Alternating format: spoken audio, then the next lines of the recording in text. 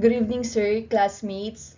We are Group 1 and we will be discussing the 16 cases under the concept of the state and immunity of state from suit, declaration of principles and state policies, separation of powers and delegation of powers, and under Article 6, Legislative Department. I am Estrely Elaine Amilao and I will be discussing the first four cases. Concept of the state. There are four essential elements of a state. Number one, people. Second, defined territory.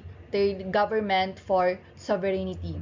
However, recognition, as we discussed last week, is not a precondition so that an entity can attain the status of a statehood. While it is ideal that the entity may be recognized by other international entities, it is not required.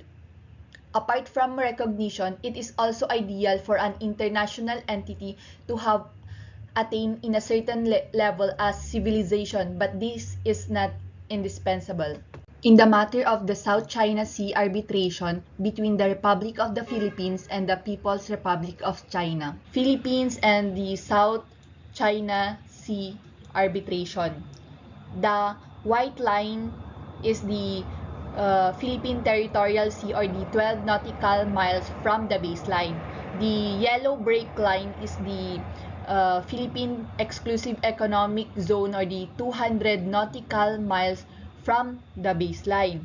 This is the Scarborough Shoal or the Bajo de Masinloc, the Spratly Islands, and here, dito part, Kalayaan Group of Islands. So, all members of the UNCLOS 3 are mandated to submit their controversies involving issues as to the application of UNCLOS to arbitration. There is mandatory arbitration clause under UNCLOS 3. However, the jurisdiction of the Permanent Court of Arbitration is only limited to waters. The jurisdiction of the Permanent Court of Arbitration does not include the jurisdiction on land territorial sovereignty. So, this means that the jurisdiction of PCA is only to determine the extent of the maritime zones. The PCA cannot determine who has sovereignty over land territory, which was very clear in the resolution of the PCA in the South China Sea dispute. In the arbitration, China refused to participate, although it submitted position papers through informal diplomatic channels. However, the non-participation of a party to a dispute does not stop the Permanent Court of Arbitration from ruling on the merits of the controversy. China is contesting the jurisdiction of the Permanent Court of Arbitration for two reasons. One is the delimitation of boundaries. Second, it involves historic titles. Because once a state enters into UNCLOS 3, a state can make a reservation of what issues they are not willing to submit to the PCA, and when China joined UNCLOS 3, they reserved their historic titles. The delimitation issue refers to overlapping of boundaries. So, in other words, the 200 nautical miles, or the exclusive economic zone of a state, if it overlaps with the 200 nautical miles of another state, the overlapping dispute is called the delimitation issue. And the PCA has no jurisdiction over these controversies. There is no overlapping of boundaries in this case because the Mischief Reef, the second Thomas Shoal, located in Spratly Islands, are submerged at the high tide and form part of the exclusive economic zone of the Philippines and are not overlapped by any possible entitlement of China. In the arbitration of the South China Sea, features that are above water at high tide generate an entitlement to at least 12 nautical mile territorial sea, whereas features that are submerged at high tide do not.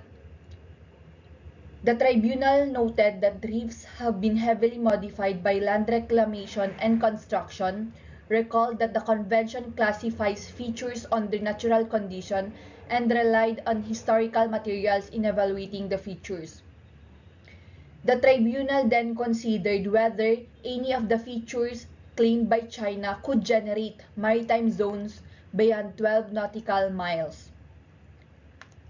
Under the convention, islands generate an exclusive economic zone of the 200 nautical miles and a continental shelf. But rocks which cannot sustain human habitation or economic life of their own shall have no exclusive economic zone or continental shelf.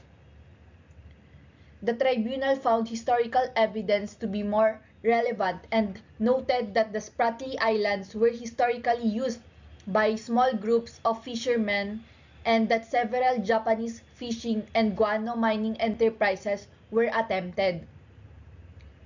The tribunal concluded that such transient use does not constitute inhabitation by a stable community and that all of the historical economic activity had been extractive. Accordingly, the tribunal concluded that none of the Spratly Islands is capable of generating extended maritime zones. Having found that none of the features claimed by China was capable of generating an EEZ, the tribunal found that it could, without delimiting a boundary, declare that certain sea areas are within the exclusive economic zone of the Philippines because those areas are not overlapped by any possible entitlement of China. Having found that certain areas are within the exclusive economic zone of the Philippines, the tribunal found that China had violated the Philippine sovereign rights in its exclusive economic zone by interfering with Philippines fishing and petroleum exploration, constructing artificial islands, and failing to prevent Chinese fishermen from fishing in the zone. The tribunal also held that fishermen from the Philippines, like those from China, had traditional fishing rights at Scarborough Shoal, and that China had interfered with these rights in restricting access to them. The tribunal further held that Chinese law enforcement vessels had unlawfully created a serious risk of collision when they physically obstructed the Philippine vessels. The issues involved are sovereignty issues, second, delimitation issues, and third, historic title. Ruling as to the sovereignty issue, the tribunal rejected the argument set out in China's position paper that the parties' dispute is actually about territorial sovereignty and therefore not a matter concerning the convention. The tribunal accepted that there is a dispute between the parties concerning sovereignty over islands in the South China Sea, but held that the matters submitted to arbitration by the Philippines do not concern sovereignty. The tribunal considered that it would need to implicitly decide sovereignty to address the Philippines' submission and that doing so would not advance the sovereignty claims of either party to islands in the South China Sea. Ruling as to the issue on delimitation, the tribunal also rejected the argument set out in the China's position paper that the parties' dispute is actually about maritime boundary delimitation, and therefore excluded from dispute settlement by Article 298 of the Convention, and a declaration that China made on August 25, 2006 pursuant to the article. The tribunal noted that a dispute concerning whether a state has an entitlement to a maritime zone is a distinct matter from the delimitation of maritime zones in an area in which they overlap. As to the issue on historic title, the Permanent Court of Arbitration said that historic titles only refers to historic rights over bays and near-shore waters. The Permanent Court of Arbitration said that South China Sea is definitely not a bay and the waters subject of the dispute is not a near-shore water. Therefore, their controversy does not involve historic titles and thus PCA has jurisdiction over the issue. Though the arbitration of South China Sea does not involve dispute over land territory, no delimitation controversy because it does not overlap of boundaries, the tribunal concluded that the convention is clear in allocating sovereign rights to the Philippines with respect to sea areas in its exclusive economic zone. With regard to historic title, the water enclosed by the 9-dash line is not a base. It is a very big body of water. It is not near shore waters. It does not qualify as historic titles. At most, there is only historic rights. There are 3 features claimed by the Philippines: the Kalayaan Group of Island, the Ituaba Rock located in Spratly Islands, the Scarborough Shoal or the Bajo de Masinloc. Under UNCLOS 3, the 2 main groups are the high tide and the low tide. Those above sea levels during high tide can generate maritime zones. The 2 groups of high tide features is the island and rock. There are 3 features which are below water during high tide. So, the Mischief Reef, Second Thomas Shoal, and the Subi Reef in Spratly Islands, they are low tide elevations that do not generate entitlement to a territorial sea, exclusive economic zone, or continental shelf, and are not features that are capable of appropriation by occupation or anything. And they are situated within the 200 nautical miles from the baseline in Palawan. So they can be exploited by the coastal state. However, Bajo de Masinloc or the Scarborough Shoal, they have their own maritime zone, and the permanent court arbitration cannot determine to which this island belongs. After determining they are island or rocks, permanent court arbitration no longer has jurisdiction because it will include territorial sovereignty. As we have discussed, permanent court arbitration can only rule on the maritime zone and not on land territory. Bajo de Masinloc is just a group of corals. So, they directed the parties to respect the fishing rights without determining to whom Bajo de Masinloc belong. The second case is Magalona versus Ermita. The issue in this case is whether Republic Act 9522 or the baseline law is constitutional. The Supreme Court ruled in affirmative. In the case of Magalona versus Ermita, the petitioners challenge RA 9522 or the baseline law. Under UNCLOS 3, all member states are required to enact their own baseline law until May 13, 2009. This was the deadline for the enactment of the baseline law. Here, petitioner submits that RA 9522 dismembers a large portion of the national territory because it discards the pre-UNCLOS 3 demarcation of the Philippine territory under the Treaty of Paris and related treaties, successively encoded in the definition of national territory under the 1935, 1973, and 1987 Constitution. Petitioners theorize that this constitutional definition trumps any treaty or statutory provision denying the Philippines sovereign control over waters beyond the territorial sea recognized at the time of the Treaty of Paris, that Spain is supposedly ceded to the United States. Petitioners argue that from the Treaty of Paris technical description, Philippine sovereignty over territorial water extends hundreds of nautical miles around the Philippine archipelago, embracing the rectangular area delineated in the Treaty of Paris.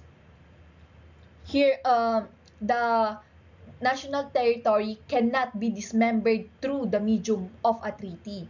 UNCLOS 3 has nothing to do with the acquisition or loss of territory. It is a multilateral treaty regulating, among others, sea use rights over maritime zones of waters, contiguous zone, exclusive economic zone, and continental shelves that UNCLOS 3 delimits. UNCLOS 3 was the culmination of decades-long negotiations among United Nations members to codify norms regulating the conduct of states in the world's ocean and submarine areas, recognizing coastal and archipelagic states' graduated authority over a limited span of waters and submarine lands along their coast. Thus, baseline laws are nothing but statutory mechanisms for UNCLOS 3 states parties to delimit with precision the extent of their maritime zones and continental shelves. In turn, this gives notice to the rest of the international community of the scope of the maritime space and submarine areas within which states parties exercise treaty-based rights, namely the exercise of sovereignty over territorial waters, the jurisdiction to enforce customs, fiscal, immigration, and sanitation laws in the contiguous zone, and the right to exploit the living and non-living resources in the exclusive economic zone and continental shelf. National territory under Article 1 of the 1987 Philippine Constitution. The national territory comprises the Philippine archipelago with all the islands and waters embraced therein, and all other territories in which the Philippines has sovereignty or jurisdiction, consisting of its terrestrial, fluvial, and aerial domains, including its territorial sea, the seabed, the subsoil, the insular shelves, and other submarine areas. The archipelagic doctrine pertains to all waters around, between, and connecting different islands belonging to the Philippine archipelago, irrespective of their width or dimension, are necessary appurtenance of its land territory, forming an integral part of the national or inland waters, subject to the exclusive sovereignty of the Philippines. This is the Philippine archipelago. Treaty of Paris. The red line here is the RA 9522 or the baseline law. Here. According to the petitioners, the use of the archipelagic water also violate the Constitution because the Constitution calls this body of water as internal water by calling it archipelagic water. We are now subjecting our international water to the right of innocent passage. However, the Supreme Court did not agree. It is just a merely statutory tool or mechanism, and it does not change the nature of the internal waters. The archipelagic state may pass a legislation as to control those who pass through the archipelagic waters. And the contention of the petitioners in Magalona versus Ermita is measured the maritime zone from the Treaty of Paris is not acceptable. Demarcation in Treaty of Paris will violate the baseline law. How it shall not depart from the natural configuration of the island consisting the Philippine archipelago. It does not enclose Bajo de Masinloc and Kalayaan group of islands. And it will also violate the maximum length of baselines under UNCLOS 3. The maximum length must only be 100 nautical miles and only extendable to 125. It must not be not more than 3%. The ratio of water to land is 9 water, 1 land. 9:1. So, the different maritime zones granted to member state of UNCLOS 3 are the following: the territorial sea, 12 nautical miles seaward from the baseline; the contiguous zone, 12 nautical miles from the tip of the territorial sea; and the EEZ, 200 nautical miles from the baseline. This is the EEZ, the green EEZ. So, the right of the archipelagic or coastal state over these belts of waters. In the territorial sea, we have sovereignty over its territorial sea. In contiguous zone, we have the right to enforce custom laws, fiscal laws, immigration laws, and sanitation laws. In exclusive economic zone, we have the right to exploit living and non-living resources. In continental shelf, 200 nautical miles from baseline. And the extended continental shelf is a maximum of 350 nautical miles. The two problems that may arise in case the Philippines does not comply with UNCLOS 3, by not complying, it will open invitation for other states to exploit our resources, and it will weaken our country's standpoint in claims involving maritime disputes. UNCLOS 3 grants new rights to coastal states to exclusively exploit the resources found within the zone up to 200 nautical miles. UNCLOS 3, however, preserves the traditional freedom of navigation of other states that attach to this zone beyond the territorial sea before UNCLOS 3. Although the contiguous zone and the most of the exclusive economic zone may not be technically part of the territory of the state, nonetheless, the coastal state enjoys preferential rights over the marine resources found within the zones. The Philippine government enacted RA 9522 because the change was prompted by the need to make RA 3046 compliant with the terms of UNCLOS 3, which the Philippines ratified on February 27, 1984. We need to amend the former baseline because some exceeds 125 nautical miles. RA 9522 does not result in the loss of some territories. The enactment of the baseline law and enactment of treaty does not result in loss or acquisition of territory. Territory is acquired or lost through acquisition, accretion, accession, and occupation. The national territory cannot be dismembered through the medium of a treaty. In the case of Magalona versus Ermita, the Supreme Court discussed the reason why the baseline law could not include the Kalayaan group of islands and the Scarborough Shoal or the Bajo de Masinloc. According to the Supreme Court, citing Senator Santiago during the deliberation of the baseline law, there are limitations in the drawing of baselines under UNCLOS 3. The first limitation is that drawing of baseline should not depart from the natural configuration of the archipelago. The second limitation is that baseline should be up to 100 nautical miles only, with the exception of 3% of all the baselines, which could only extend up to 125 nautical miles, and the ratio of the water to land is 9 is to 1. Thus, according to Senator Santiago, if we will enclose the Kalayaan group of islands and Scarborough Shoal or the Bajo de Masinloc, we will violate these rules under UNCLOS 3, and our baseline law would not be accepted by the other member states. In that regard, the Supreme Court sustained the constitutionality of the baseline law. The second topic is state immunity from suit. Under Article 16, Section 3 of the 1987 Philippine Constitution, a state cannot be sued without its consent. However, this is not absolute. If a state give its consent, it can be sued.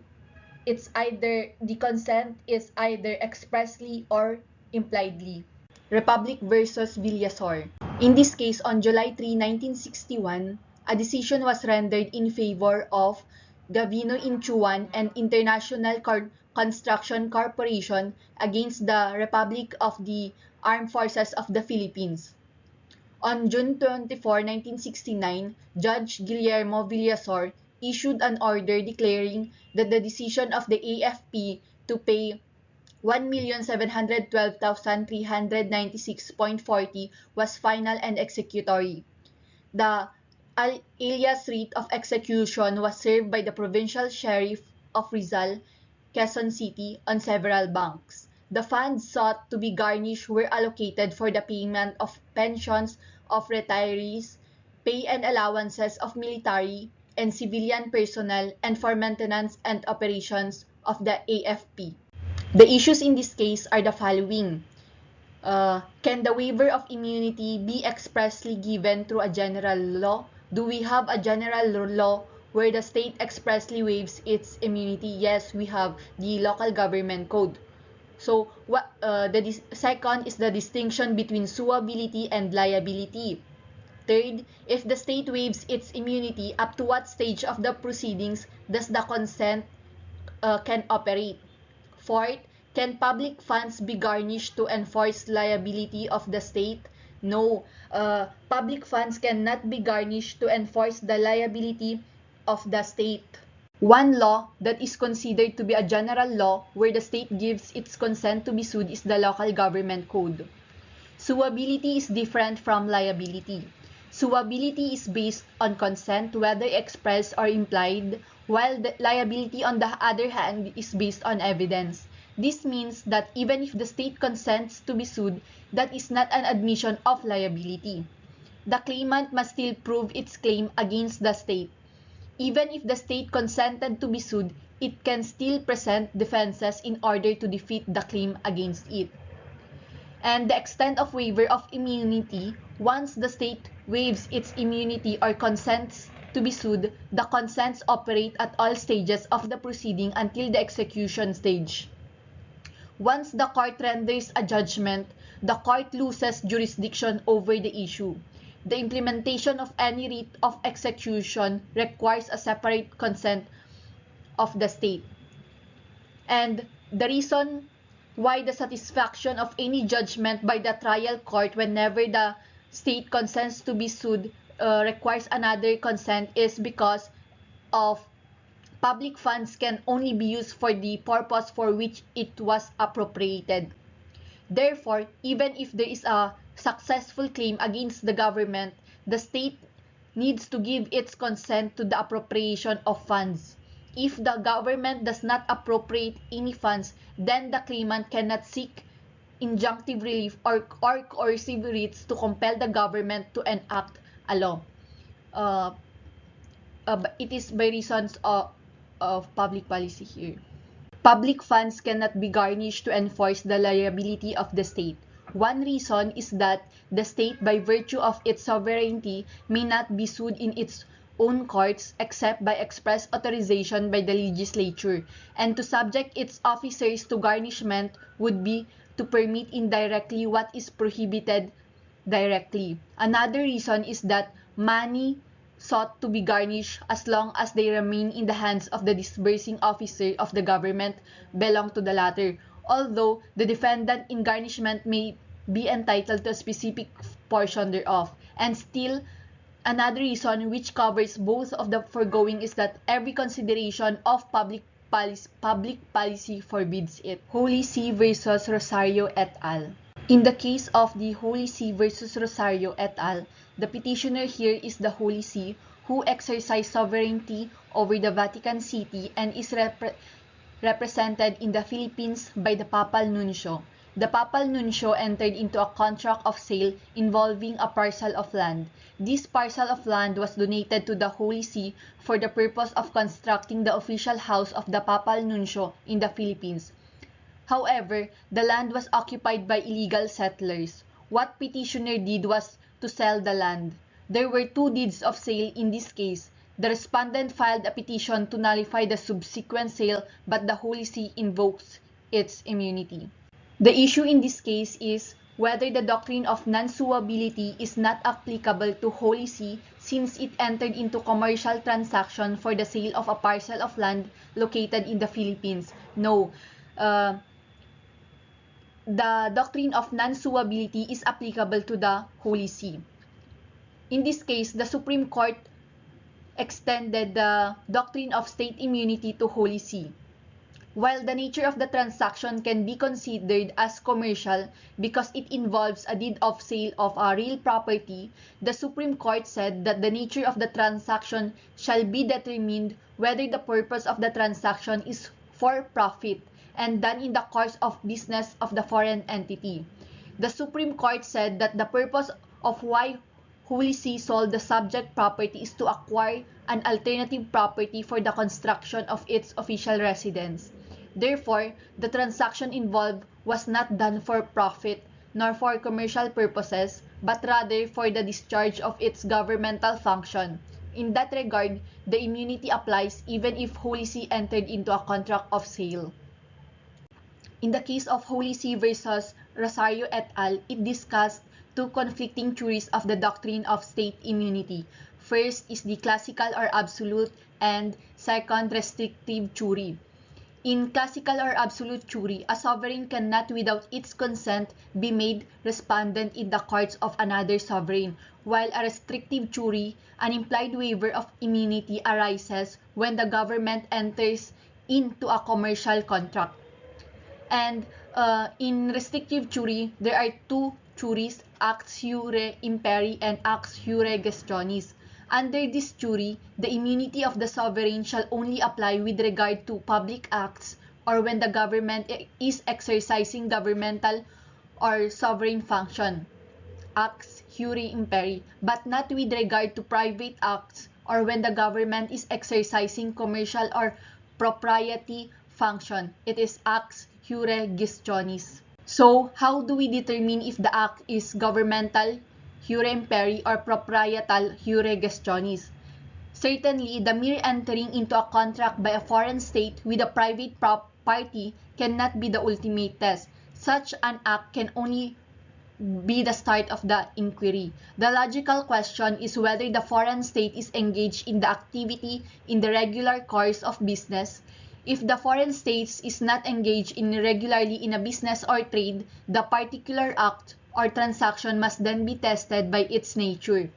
If the act is in pursuit of sovereign activity or an incident thereof, then it is an act jure imperi, especially when it is not undertaken for gain or profit.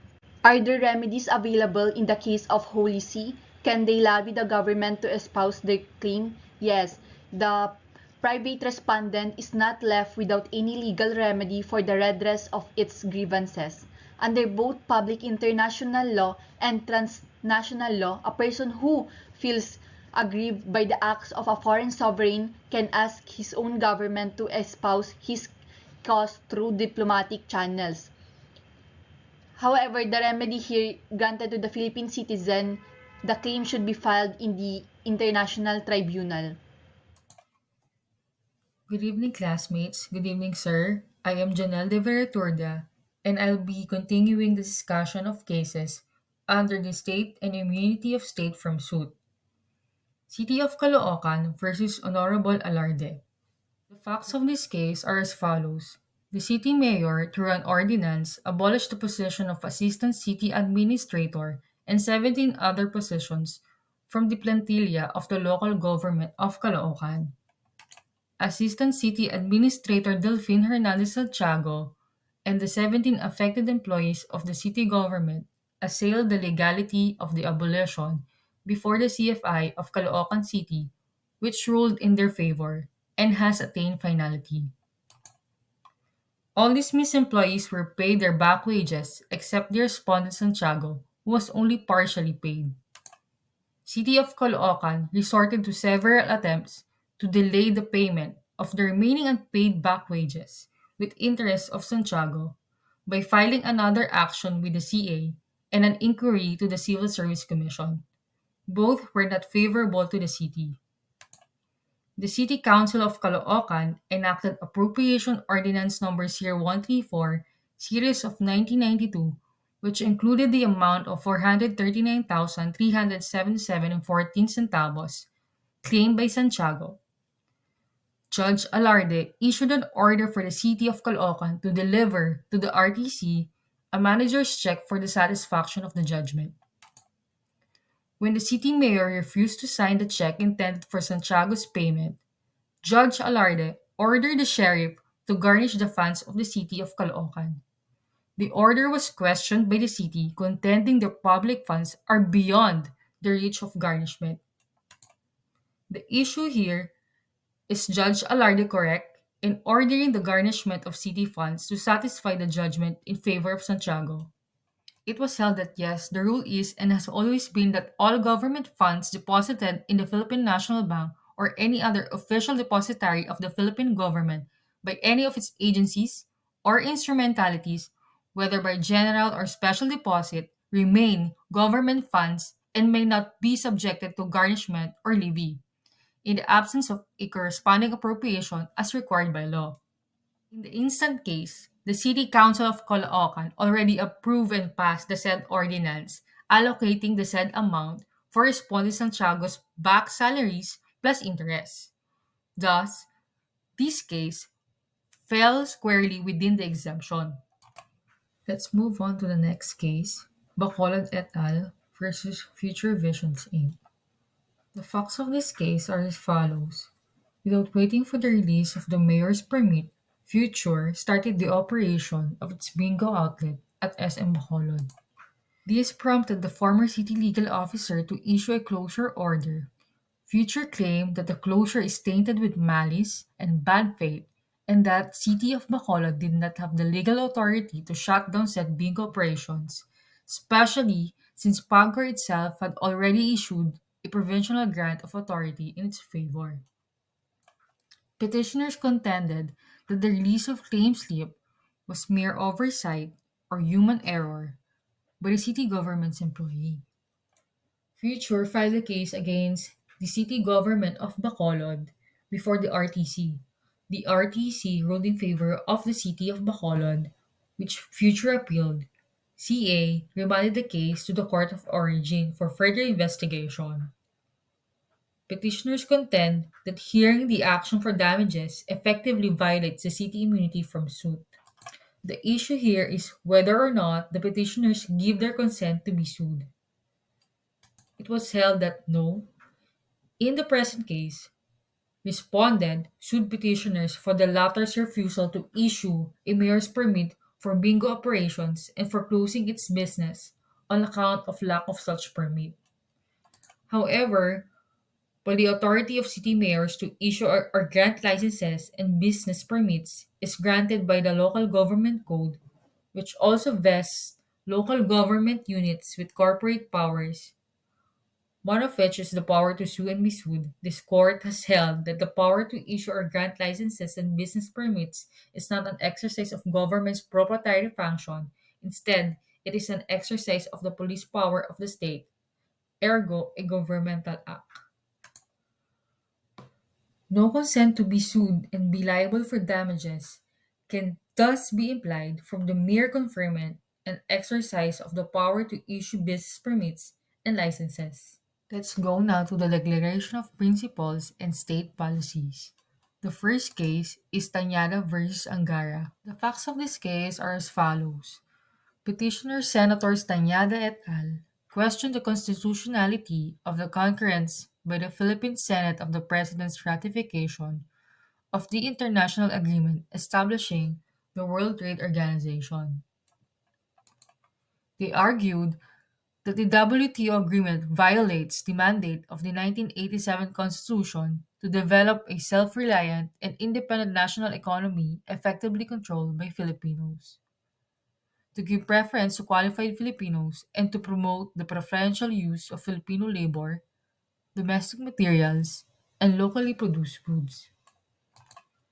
Further, they contended that the national treatment and parity provisions of the WTO agreement place nationals and products of member countries on the same footing as Filipinos and local products, in contravention of the Filipino First policy of our Constitution and render meaningless the phrase effectively controlled by Filipinos.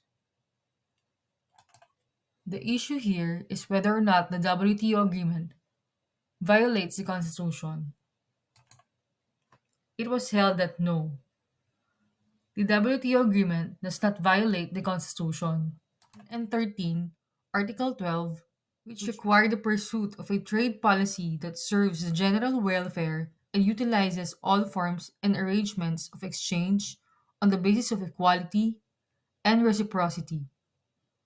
The provisions of Article 2 are not intended to be self executing principles ready for enforcement through the courts. They do not embody judicially enforceable rights, but guidelines for legislation. The reasons for denying cause of action to an alleged infringement of broad constitutional principles are sourced from basic considerations of due process and lack of judicial authority to wade into the uncharted ocean of social economic policy making. In the case of Espina versus Zamora, this case deals with the question of constitutionality of Retail Trade Liberalization Act of 2000, otherwise known as Republic Act 8762. This was signed by former President Joseph Estrada on March 7, 2000. Unlike RA 1180, which absolutely prohibits foreign nationals from engaging in retail trade business in the Philippines, this question law allows the said foreign trade, placing them under four categories. Thus, the petitioners filed a case assailing the constitutionality of the said RA, as it is a clear violation of the Constitution. The petitioners stress the presence of foreign nationals would result in alien control and monopoly of the retail trade.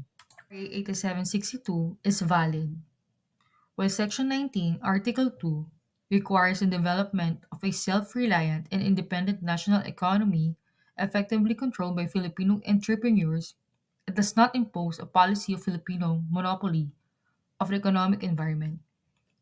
Neither does the lessening of restraints on foreigners' right to property or to engage in an ordinary lawful business amount to a denial of the Filipinos' rights to property and to due process of law. Good evening, sir. Good evening, classmates. I'm Chris at Caoyonan. I'm part of Group 1. So, for my part, I will actually be discussing cases falling under Declaration of Principles and State Policies. So, my first case is actually Maranya versus Republic, GR number 227605. This is December 5, 2019. So, the facts of the case is that on June 24, 2002, Petitioner Takahashi got married in San Juan, Metro Manila. They then moved to Japan and had two children. 10 years later, the couple got estranged. Petitioner alleged that her husband failed to perform his marital obligations. He refused to give support to their two children and started cohabitating with another woman. Because of her persistent demand for financial support, her husband suggested that they secure a divorce so the Japanese government would provide financial assistance to their children and send them to school, believing it was for the good of their children. Petitioner agreed to divorce her husband. Consequently, they jointly applied for the divorce before the office of the mayor of Fukuyama City in Japan. On May 22, 2012, the Office of Mayor of Fukuyama City granted their application for divorce and issued the corresponding divorce report. On October 2, 2012, petitioner filed with the Regional Trial Court of Manila an action for recognition of the divorce report. The trial court dismissed the petition for failure to present in evidence the divorce decree itself. The trial court held that the divorce report and certificate of all matters cannot take place of the divorce decree itself, which is the best evidence. Besides, the authenticated divorce certified issued by the Japanese government was not even included in petitioner's formal offer of evidence. Aside from the fact that it was a mere photocopy and was not properly identified and authenticated in open court. It appeared that petitioner herself was the one who secured the divorce decree, which in fact is not allowed under Philippine laws. The trial court denied the petitioner's motion for reconsideration. On appeal, the Court of Appeals affirmed the decision of the trial court. Petitioner now seeks affirmative relief from the court and prays that the dispositions of the Court of Appeals can be reversed and set aside. So the issue in this case is whether or not the divorce obtained in Japan may be enforced in the Philippines, even if there was no divorce decree but merely a divorce report. So the ruling in this case is it actually emphasized the landmark case of Republic versus Manalo, which states that even if it was the Filipino spouse who initiated and obtained the divorce decree, the same may be recognized in the Philippines. The prohibition on Filipinos from participating in divorce proceedings will not be protecting our own nationals, even though it was petitioner herself or jointly with her husband who applied for and obtained the divorce decree. In this case, the same may be recognized in our jurisdiction. The divorce report is what the government of Japan issued to petitioner and her husband when they applied for divorce. There was no divorce judgment to speak of because the divorce proceeding was not coursed through Japanese courts but through the office of the mayor. The divorce report was issued by the office of the mayor. The same is deemed as an act of an official body in Japan. By whatever name it is called, the divorce report is clearly the equivalent of the divorce decree in Japan. Hence, it is the best evidence of the fact of divorce obtained by the petitioner and her former husband. So, however, here, the petitioner offered in evidence were mere printouts of pertinent portions of the Japanese law on divorce and its English translation. There is no proof at all that these printouts reflected the existing law on divorce in Japan and its correct English translation. Indeed, our rules require more than a printout from a website to prove a foreign law. At any rate, considering that the fact of divorce was duly proved in this case, the higher interest of substantial justice compels that the petitioner be afforded the chance to properly prove the Japanese law on divorce, with the end in view that the petitioner may be eventually freed from a marriage in which she is the only remaining party. My next case is actually Zabal versus President Duterte. So the facts of the case is that President Duterte first made public his plan to shut down Boracay from April to October 2018, which is 6 months, and place it under a state of calamity. Later on, the president formally issued a proclamation, which is Proclamation number 475 to temporarily close Boracay. The petitioners, Zabal et al., workers of Boracay, petitioned the closure since it greatly affected and injured their right to work and earn a living, which thrives solely on tourist arrivals. They allege that it is in violation of the right of due process and claim that they were deprived of their livelihood, and it is not an exercise of the police power of the state. Hereby, it is unconstitutional. They filed a petition for prohibition and mandamus with the application for temporary restraining order, preliminary injunction, and their status quo ante order before the court. So the issue in this case is whether or not the Proclamation Order number 475 violated the right to work and earning of the petitioners, and whether or not the deprivation of the present work or employment can prevent the exercise of the police power of the state. So the ruling is that both no. So the nature of their livelihood is one wherein the earnings are not guaranteed. As correctly pointed out, their earnings are not fixed and may vary depending on business climate.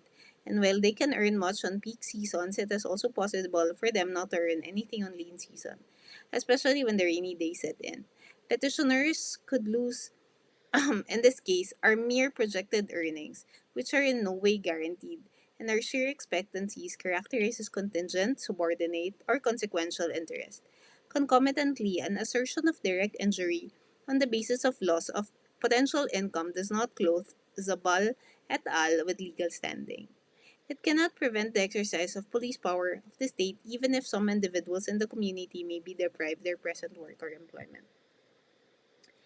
The third case is actually Belgica versus Honorable Ochoa. This is year number 208566, November 19, 2013. So this is basically about the PDAF. So the facts of the case are as follows. So in 1996, Marikina City Representative Romeo Candoso revealed that huge sums of money regularly went into the pockets of legislators in the form of kickbacks. In 2004, several concerned citizens sought the nullification of the PDAF, but the Supreme Court dismissed the petition for lack of evidentiary basis regarding illegal misuse of PDAF in the form of kickbacks. In July 2013, the National Bureau of Investigation probed the allegation that a syndicate defrauded the government of 10 billion using funds from the pork barrel of lawmakers and various government agencies for scores of ghost projects. While in August 2013, the Commission on Audit released the results of a 3-year audit investigation detailing the irregularities in the release of the PDAF from 2007 to 2009. Whistleblowers also alleged that at least 900 million from the Malampaya funds had gone into a dummy account. So the issue in this case is whether or not the 2013 PDAF article and all other congressional pork barrel laws are unconstitutional for violating the constitutional provisions on first separation of powers and B, the non-delegability of the legislative power. So the ruling in this case regarding the separation of powers between the executive and the legislative department has been violated. So the post-enactment measures, including the project identification, the fund release, and fund realignment, are not related functions of congressional oversight and hence allow legislators to intervene and or assume duties that properly belong to the sphere of budget execution, which solely belongs to the executive department. The legislators have been, in one form or another, authorized to participate in the various operational aspects of budgeting, which includes the evaluation of work and financial plans for individual activities and the regulation and release of funds and violation of the separation of powers principle. So, any provision of the law that empowers Congress or any of its members to play any role in the implementation or enforcement of the law violates the principle of separation of powers and is thus unconstitutional. The said authority to identify projects is treated as merely recommendatory in nature, does not alter its unconstitutional tenor since the prohibition covers any role in the implementation or enforcement of the law. The respondents also failed to prove that the role of the legislators is only recommendatory in nature. They even admitted that the identification of the legislator constitutes a mandatory requirement before the PTAF can be tapped as a funding source. On the issue of the principle of non-delegability of legislative powers, this has also been violated. The 2013 PDAF article is, insofar as it confers post-enactment identification authority to individual legislators, violates the principle of non-delegability since said legislators are effectively allowed to individually exercise the power of appropriation, which, as settled in the case of Philconsa, it is actually lodged in Congress. That the power to appropriate must be exercised only through legislation is clear from Section 29, Paragraph 1, Article 6 of the 1987 Constitution, which states that no money shall be paid out of the Treasury except in pursuance of an appropriation made by law. The, legisla- the legislators are individually exercising the power of appropriation because they actually determine first how much of their PDAF fund would go to, and B, the specific project or beneficiary that they themselves also determine. The final case for this part is actually Abacada Guru Party List versus Executive Secretary. It's actually GR number 168056, September 1, 2005. So the facts of the case are as follows. The petitioners assailed the provisions of RA 9337, questioning the constitutionality of sections 4 to 6. The said provisions, which amended Section 106 to 108 of the NIRC, contained a provision of the so-called standby authority authorizing the President, upon the recommendation of the Finance Secretary, to raise the VAT from 10 to 12% upon the fulfillment of certain specified conditions. First is that the VAT collection as a percentage of gross domestic product of the previous year exceeds 2 and 4/5%, or second, the national government deficit as a percentage of GDP of the previous year exceeds 1 and 1/2%. So the petitioner further argued that the said law is unconstitutional for number one, being that the law constituted an abdication by Congress of its exclusive authority to fix the rate of taxes under Section 28, Paragraph 2 of Article 6 of the Constitution. And 6, it amounts to an undue delegation of legislative power. And third, it imposed an unfair tax burden on the people in violation of the Due Process Clause and the No Amendment Rule of the Constitution. So the issue in this case is whether or not sections 4 to 6 of RA number 9337, amending sections 106 to 108 respectively of the NIRC, giving the President the standby authority to raise the VAT rate from 10 to 12% when a certain condition is met, constitutes undue delegation of the legislative power to tax.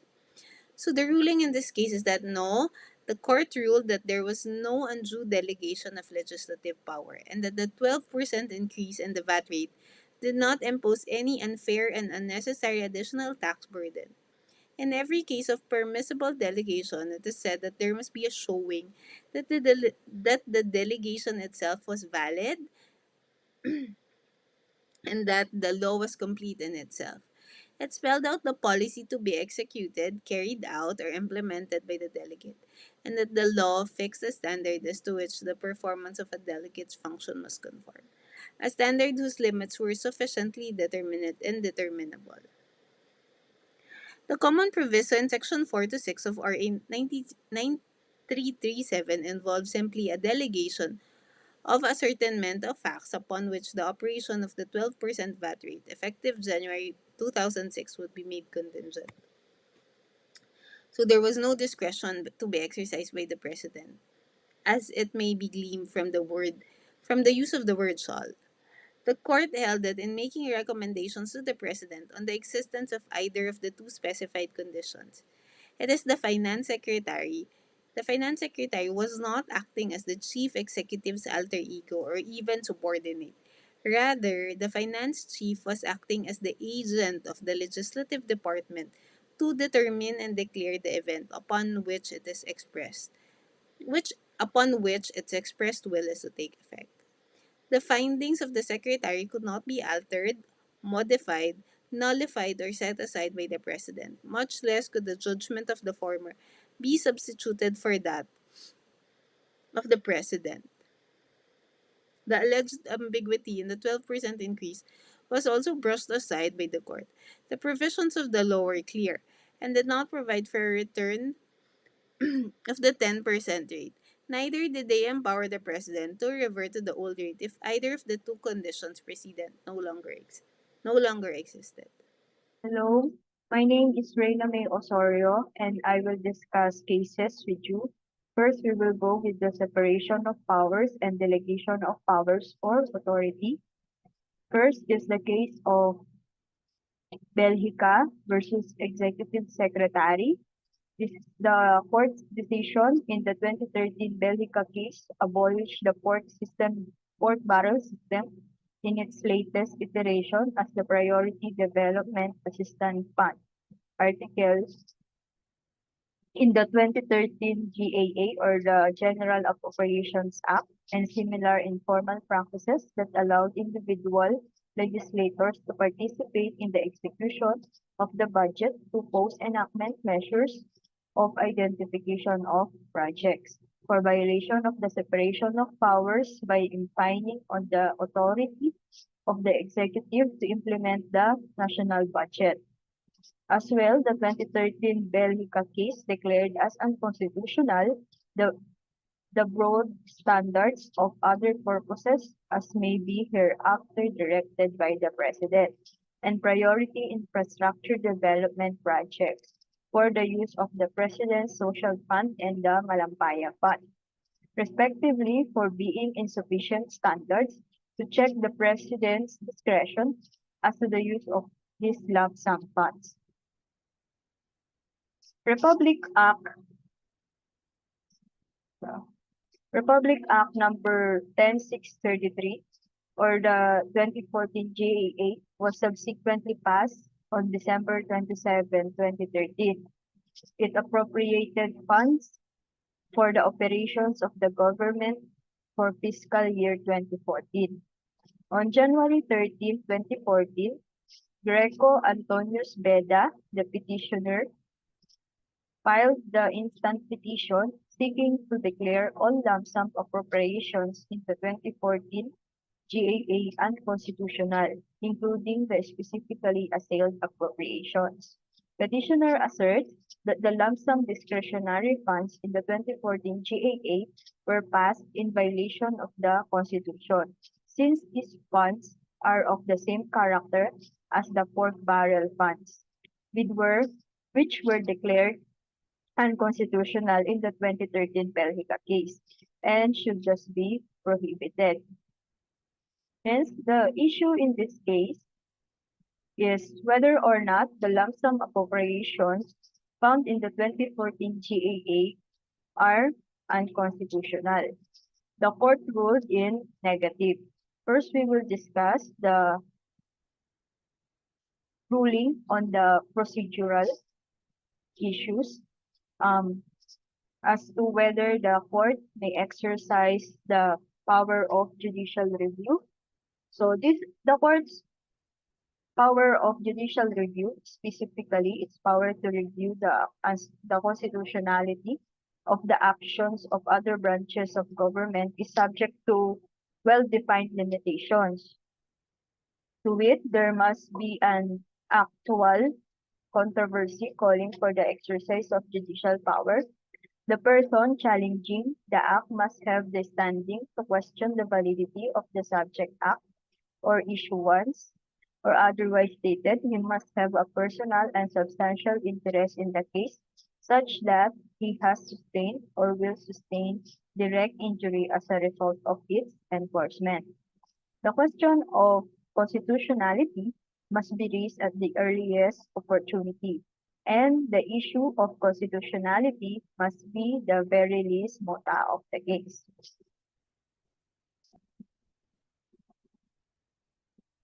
When we say actual case or controversy, jurisprudence defines as one which involves a conflict of legal rights, an assertion of opposite legal claims susceptible of judicial resolution as distinguished from a hypothetical or abstract difference or dispute. Subsumed in the requirement of an actual case or controversy is the requirement of ripeness.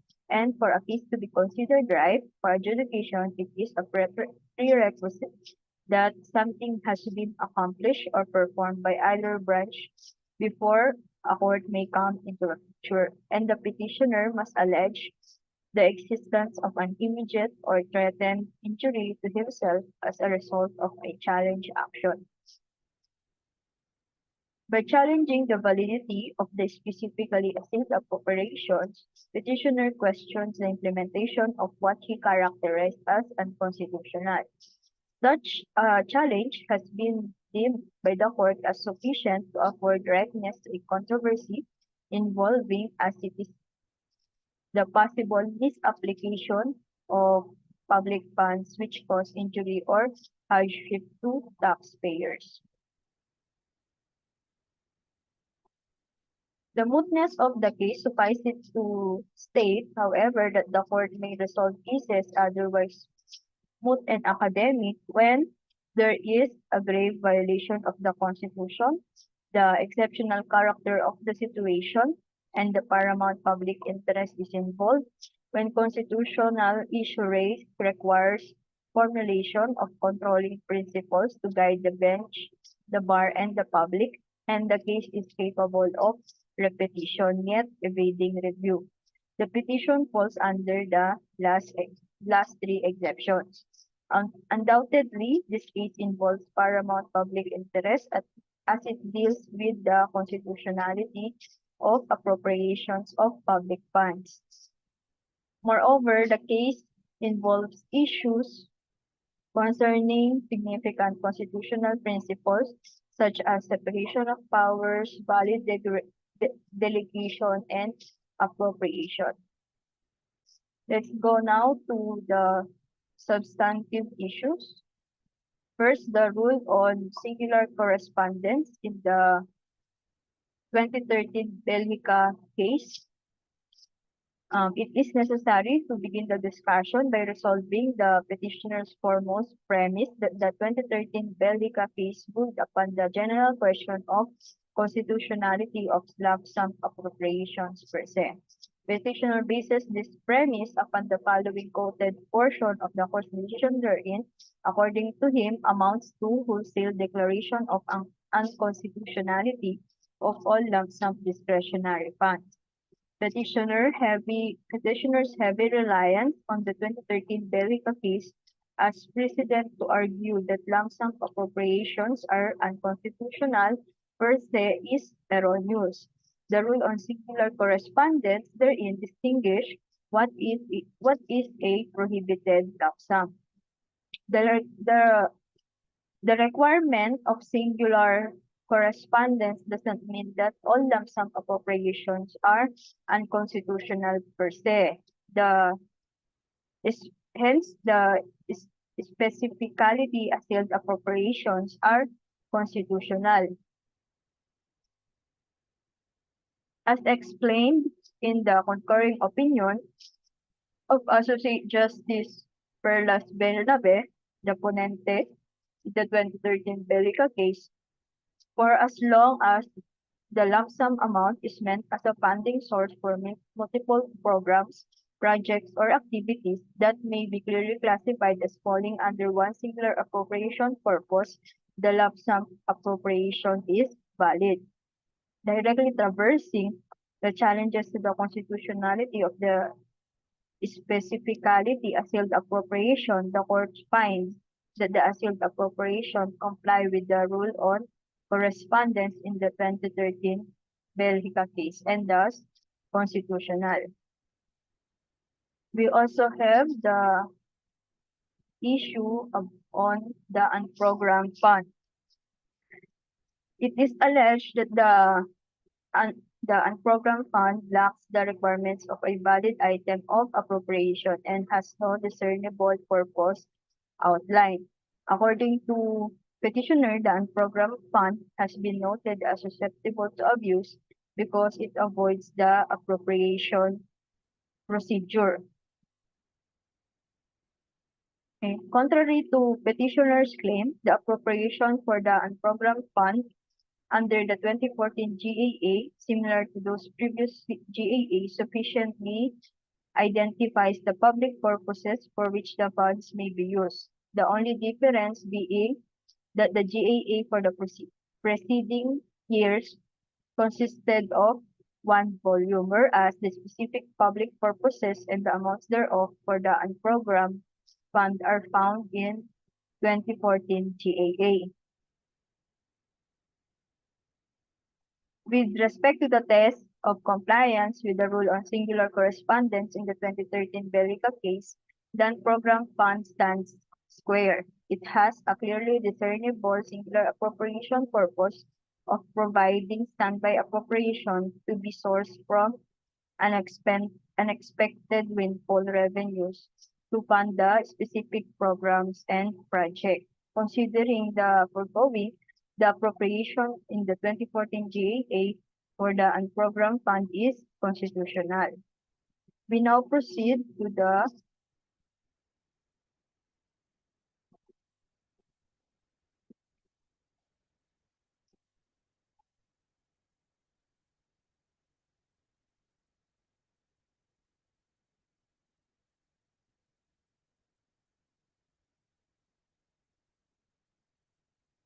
program special purpose fund.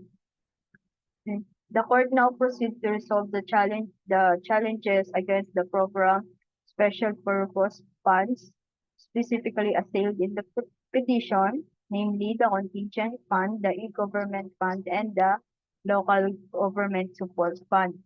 The contingent fund, this new or urgent project on the level of travel expenses that will be incurred during the year are necessarily unknown at the time the budget is prepared the year prior. To even attempt to identify this contingency almost 2 years before they are expected to arise is a perversion of the purpose of the contingent fund, amounting to deprivation of the legislature's authority to amply provide for contingencies and of the executive power to address them. In this sense, as already validated in the 2013 Bellica case, the contingent fund complies with the rule on singular correspondence.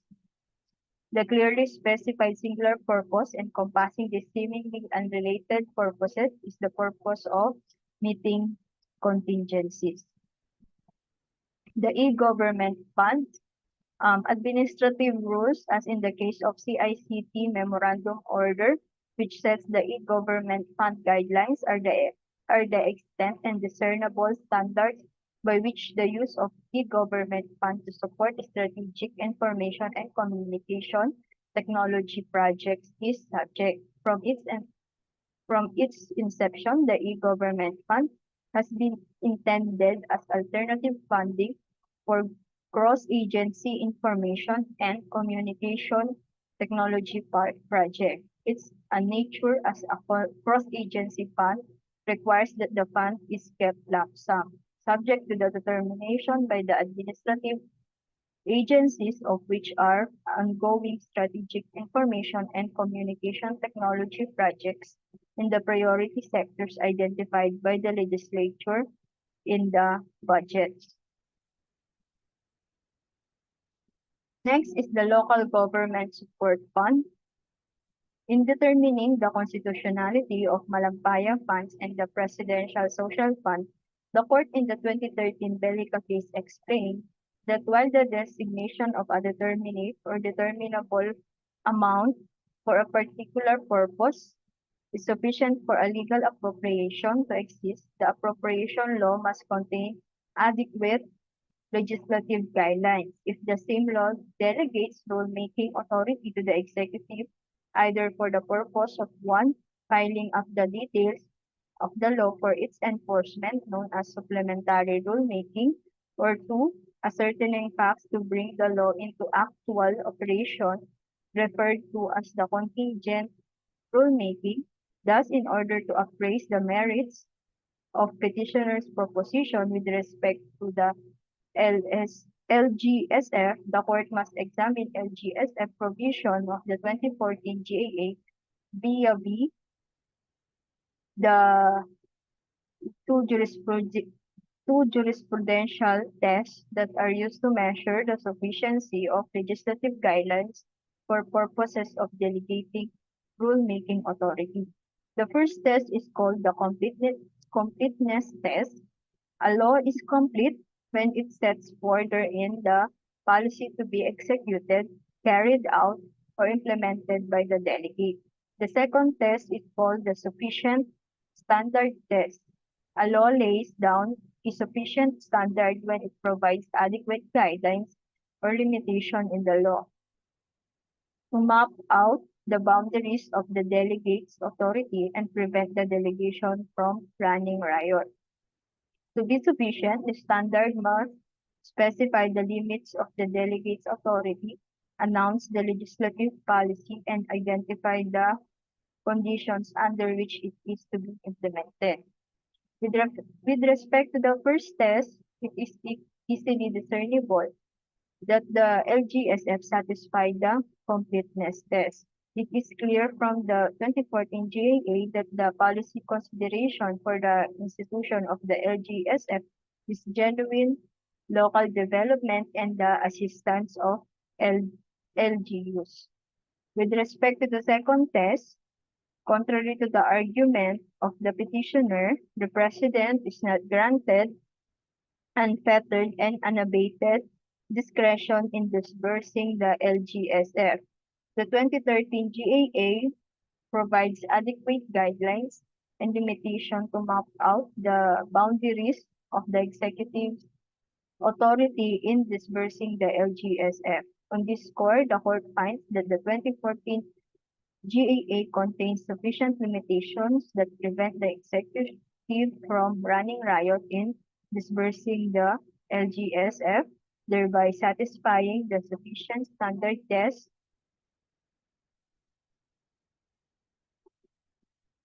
In conclusion of this case, the unprogrammed fund is constitutional as it is specifically identified the public purpose. The contingent fund is also constitutional. Likewise, the e-government fund is constitutional. The LGSF is also constitutional as it provides sufficient standards which set the limit of the executive's authority to disburse the LGSF. So now in Article 6, Legislative Department, first we have the case of Regina Osianco Reyes versus HRET on October 16, 2018. The facts of the case are as follows. On November 1, 2015, the HRET published the 2015 revised rules of the House of Representative Electoral Tribunal. The petitioner alleges that Rule 6 of the 2015 HRET rules is unconstitutional as it gives the justices collectively denial or veto power over the proceedings by simply absenting themselves from any hearing. In addition, petitioner alleges that the 2015 rules grant more powers to the justices individually than the legislators by requiring the presence of at least one justice in order to constitute a quorum. Petitioner alleges that even when all six legislators are present, they cannot constitute themselves as a body and cannot act as an executive committee without the presence of any of the justices. Petitioner further alleges that the rule violates the Equal Protection Clause of the Constitution by conferring the privilege of being indispensable members upon the justices. The HRET maintains that it has the power to promulgate its own rules that would govern the proceedings before it. The HRET points out that the Rule 6 of 2015 rules, a quorum requires the presence of at least one justice member and four members of the tribunal. The HRET argues that the requirement rests on substantial distinction because there are only three justice members of the tribunal as against six legislator members. The HRET further argues that the requirement of four members assures the presence of at least two legislator members to constitute a quorum. They also add that the requirement of the presence of at least one justice was incorporated in the rules to maintain judicial equilibrium and decision deciding contest, and because the duty to decide contest is a judicial function, the HRET states that petitioner's allegation that Rule 6 of the 2015 HRET rules gives the justices virtual veto power to stop the proceedings by simply absenting themselves is not only speculative but also imputes bad faith on the part of the justices. So the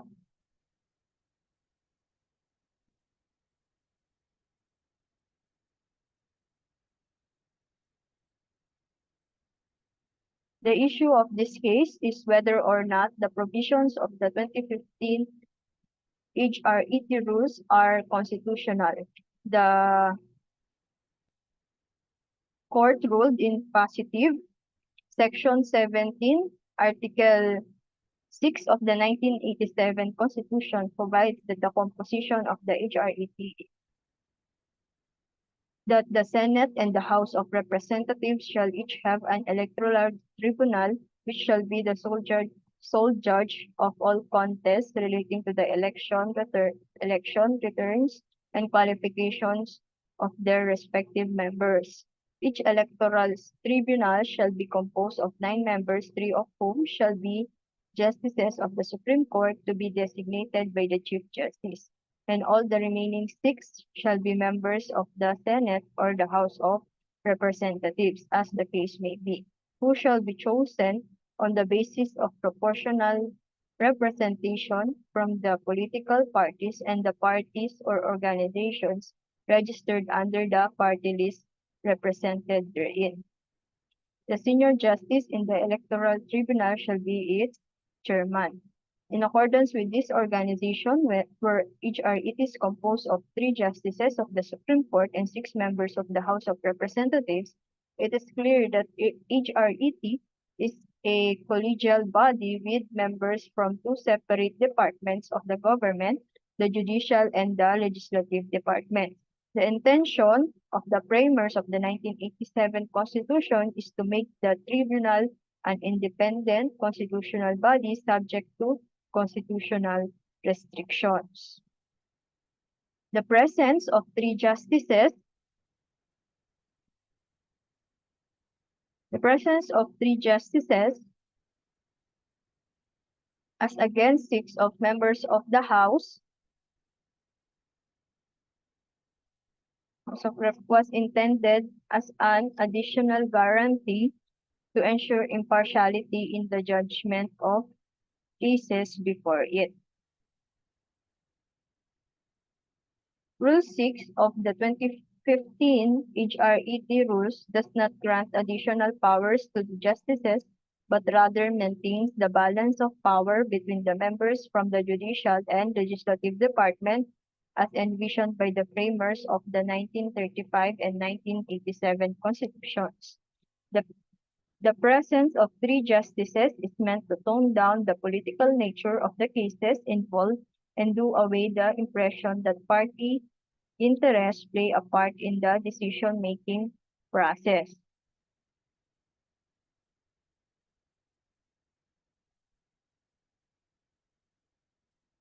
The last sentence of the Section 17, Article 6 of the 1987 Constitution also provides that the senior justice in the electoral tribunal must be its chairman.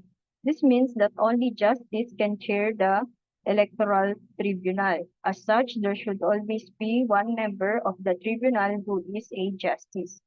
If all 3 justice members inhibit themselves in a case, the Supreme Court will designate another justice to chair the electoral tribunal in accordance to the Constitution.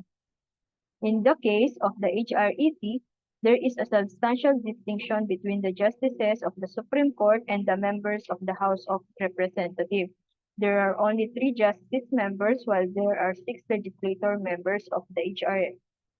Hence, there is a valid classification. The classification is justified because it was placed to ensure the presence of members from both judicial and legislative branches of the government to constitute a quorum. There is no violation of the Equal Protection Clause of the Constitution. So now to the case of Romero III et al. Versus Senator Jinggoy Estrada et al. This was on April 2, 2009. The facts of the case are as follows. On August 15, 2006, petitioner Romero II, as owner of the R2 Builders Incorporation, received from the committee an invitation signed by the Legislative Committee Secretary. In his letter reply, petitioner Romero II requested to be excused from appearing and testifying before the committee at its scheduled hearings of the subject matter and purpose of the Philippine Senate resolution. He predicated his request on grounds that he would later substantially reiterate in the petition for prohibition. On August 28, 2006, the committee sent petitioner Romero II a letter informing him that his request, being unmeritorious, was denied.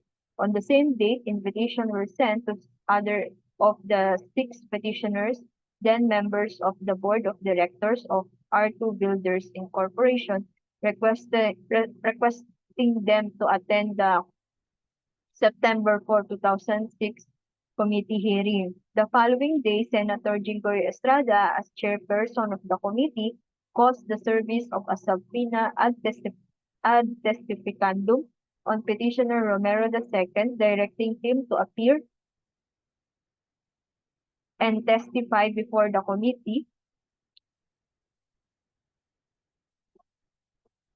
at its hearing relative to the aforesaid Senate resolutions. The committee later issued separate subpoenas to other petitioners, albeit for a different hearing date. Hence, the issue in this case is whether or not the subject matter of the committee's inquiry is sub judice. The Supreme Court held in negative. The subject matter of the Senate inquiry is no longer sub judice. The sub judice rule restricts comments and disclosures pertaining to judicial proceedings to avoid prejudging the issue. influencing the court, or obstructing the administration of justice. A violation of the sub judice rule may render one liable for indirect contempt. A legislative investigation in aid of legislation and court proceedings has different purposes. On one hand, courts conduct hearings or like adjudicative procedures to settle through the application of a law, actual controversies arising between adverse litigants and involving demandable rights. On the other hand, inquiries in aid of legislation are inter alia undertaken as tools to enable the legislative body to gather information and thus wisely and effectively, and to determine whether there is a need to improve existing laws or enact new or remedial legislation, albeit the inquiry need not result in any potential legislation. Ongoing judicial proceedings do not preclude congressional hearings in aid of legislation. The denial of the instant recourse is still indicated for another compelling reason. As may be noted, resolutions were passed in 2006 and the letter invitations and subpoenas directing the petitioner to appear and testify in connection with the twin resolution were sent out in the month of August or in the past Congress. On the postulate that the Senate of each Congress acts separately and independently of the Senate before after it. The aforesaid invitation and subpoenas are considered functos officio and the related legislative inquiry conducted is, for all intents and purposes, terminated. With the foregoing disposition, the court need not belabor the other issues raised in the recourse. Suffice it to state that when the committee issued invitations and subpoenas to petitioners to appear before it in connection with its investigation of the aforementioned investments, it did so pursuant to its authority to conduct inquiries in aid of legislation, and the court has no authority to prohibit a Senate committee from requiring persons to appear and testify before it in connection with an inquiry in aid of legislation in accordance with its duly published rules and procedures. Let's go now to Balag versus Senate of the Philippines et al. On July 3, 2018. The facts of the case are as follows.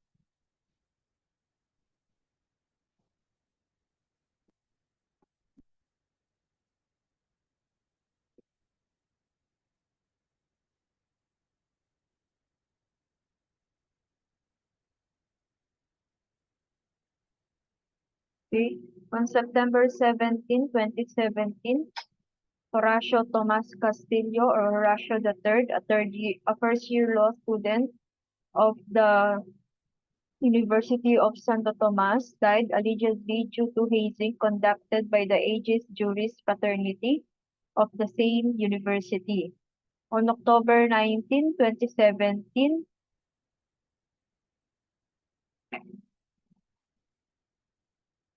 SR number 504 was filed by Senator Juan Miguel Zubiri condemning the death of Horacio and directing the appropriate Senate committee to conduct an investigation in aid of legislation and to hold those responsible accountable.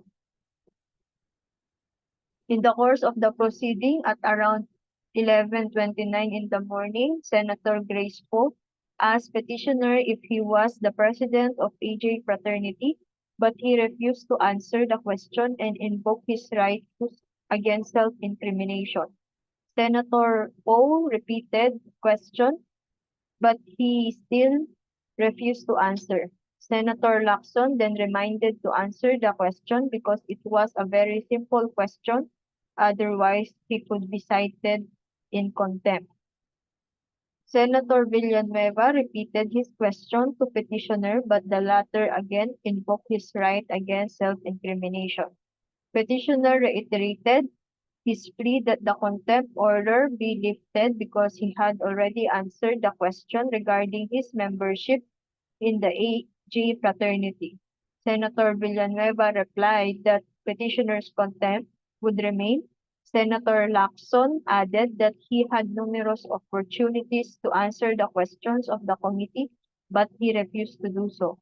Thus, petitioner was placed under the custody of the Senate Sergeant at Arms.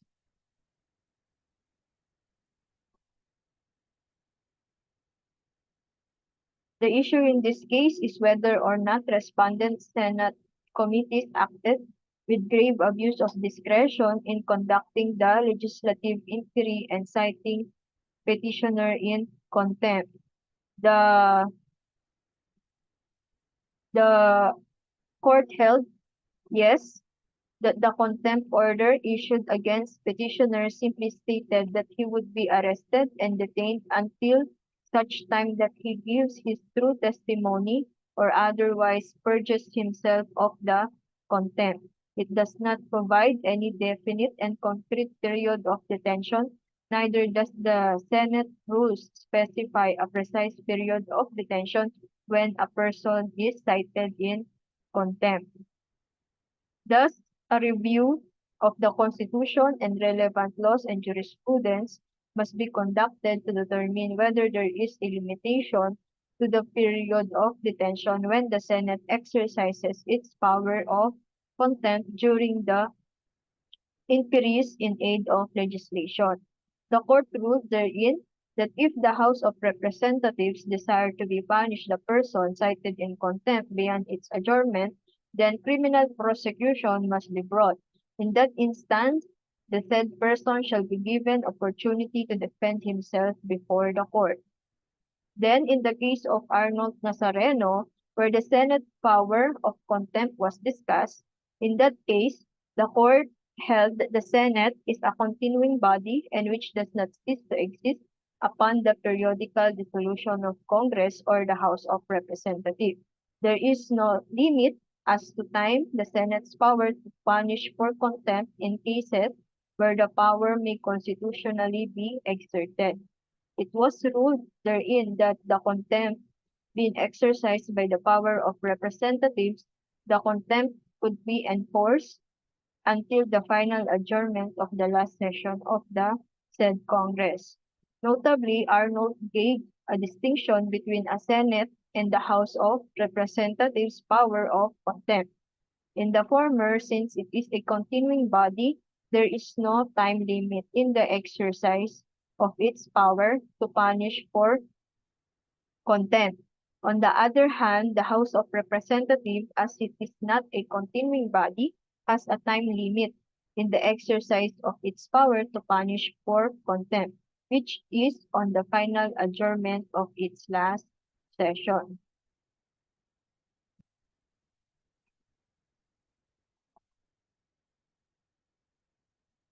The court finds that there is a genuine necessity to place a limitation on the period of imprisonment that may be imposed by the Senate pursuant to its inherent power of contempt during inquiries in aid of legislation.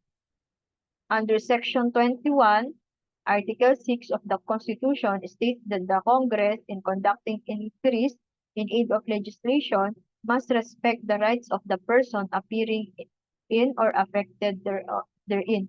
Under the case of Arnold, however, a witness or resource speaker cited in contempt by the Senate may be detained indefinitely due to its characteristic as a continuing body.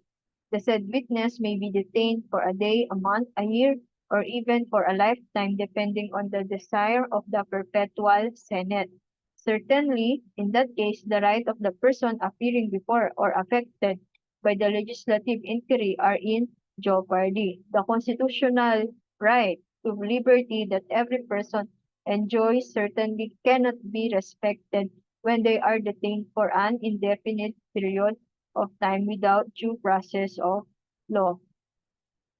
Thus, the court must strike balance between the interests of the Senate and the rights of the person cited in contempt during legislative inquiries. The balancing of interests that the court take cautious and detailed consideration of the interplay interest observable in a given situation or type of situation. This interest usually consists in the exercise of the individual by an individual of his basic freedoms on one hand and the um, government's promotion of fundamental public interest or policy objects on the other.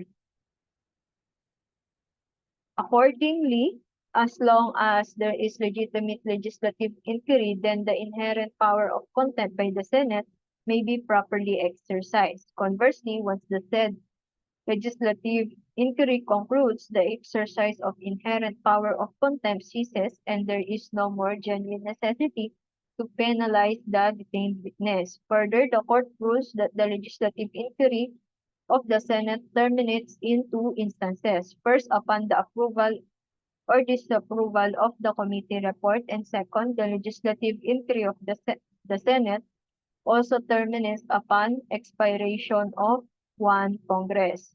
In fine, the interests of the Senate and the witness appearing in its legislative inquiry are balanced. The Senate can continuously and effectively exercise its power of contempt during the legislative inquiry against witnesses, even during recess. Such power can be exercised by the Senate immediately when the witness performs a contemptuous act, subject to its own rules and the constitutional rights of the witness.